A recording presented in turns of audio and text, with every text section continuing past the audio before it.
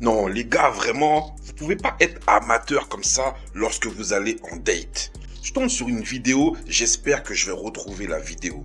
C'est une vidéo là qui est sur YouTube, là j'espère que je vais pouvoir la retrouver et vous la montrer. C'est quoi la pire chose qui a pu t'arriver pendant un rendez-vous? Ouais, une CB refusée. C'est quoi ça? C'est un paiement refusé. Ça, ouais, un paiement refusé, ça fait mal, ouais. T'as pu payer par la suite ou c'était la femme qui a payé? J'ai réussi à m'arranger, donc ça va. C'est bien rentré dans l'ordre. Le peuple veut savoir comment. Le mec, il dit, ouais, t'inquiète, il gère. Il y a des héros sans cap, comme on dirait. Tous les héros n'ont pas de cap. Le gars va en date et lorsqu'il met la carte, paiement refusé. Bon, déjà, dites-moi en commentaire si ça vous arrive, qu'est-ce que vous faites. Mais tout ça pour vous dire, les gars, que vous ne pouvez pas aller en date en ne sachant pas l'état de votre compte bancaire. Surtout si tu comptes inviter. Et même si tu ne comptes pas inviter, même si on te dit je t'invite, mon gars, faut que tu sois quand même apte au cas où à dégainer la carte bancaire. Les gars, quand vous n'êtes pas prêts, n'essayez pas d'aller en date, de faire des choses extraordinaires. Sois préparé, fais les choses bien. Vous savez, pour moi, un date, c'est un peu comme un entretien d'embauche. Tu vas en te disant, voilà, il faut que je m'habille bien, il faut que je sois bien coiffé, il faut que j'ai mes contours, il faut. En fait, tu dois être préparé. Et financièrement, tu dois également être préparé. Tu peux pas aller comme ça de manière aléatoire dans un date où tu dois normalement montrer le meilleur jour de toi, le meilleur côté de toi. Tu dois quand même montrer un côté rassurant de toi. Il faut que la nana en face de toi se dise que oui, j'ai affaire à un homme, voilà, un homme posé, aussi bien psychologiquement que financièrement. Ça ne veut pas dire, encore une fois, ne me faites pas dire que vous devez toucher des millions. Mais quand tu dois inviter une nana dans un petit restaurant tranquille, tu sais que tu vas en avoir peut-être pour, allez, je sais pas moi, 60, 70 balles, 100 balles, peut-être plus. Au moins, tu sais que tu prévois une certaine somme qui reste dans ton budget. Et voilà. Et pour être sûr d'avoir cette somme sur toi, avant d'arriver au date, tu retires la somme en espèces. Parce que si tu sais que ton compte est un peu bancal, mais ne t'aventure pas dans ce type d'aventure, c'est le cas de le dire. Il y a des gars comme ça, ils se disent, tiens, moi je vais en date, je pars à l'aventure, on verra comment ça se passe. J'y vais et le destin fera les choses. Et après, les gars, ils s'étonnent d'être célibataires. Les gars, ils s'étonnent que les nanas les ont ghostés.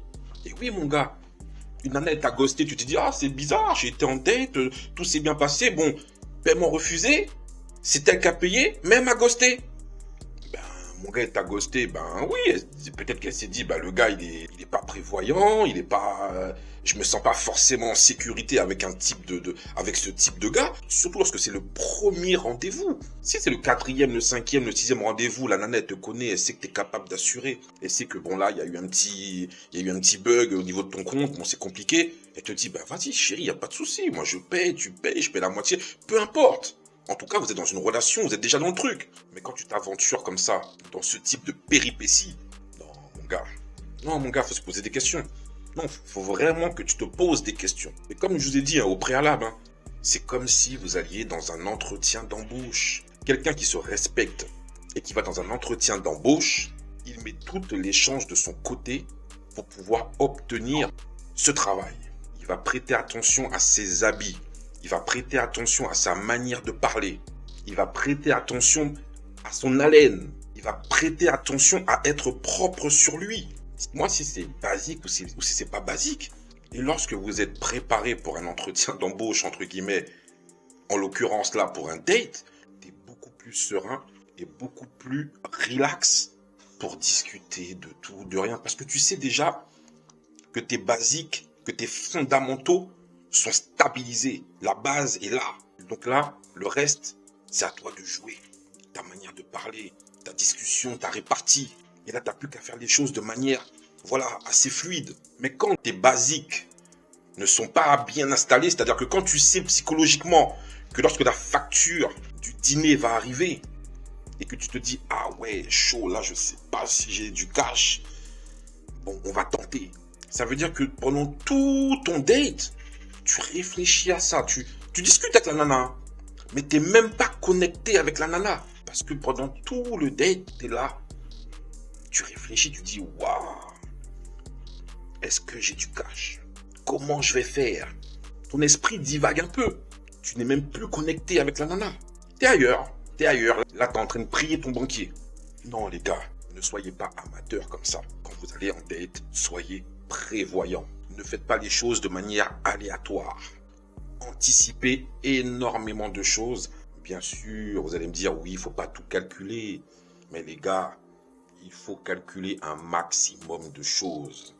Si tu veux mettre tous les moyens en ta possession pour réussir ton date, après, ça ne veut pas dire qu'à 100% ton date sera réussi. Mais au moins, les basiques seront bien établis. Et si elle ne te rappelle pas, c'est pas grave. Elle ne te rappelle pas. Merci, au revoir, next. Aux suivantes. En tout cas, toi, tu sais que de ton côté, tu as fait des choses bien.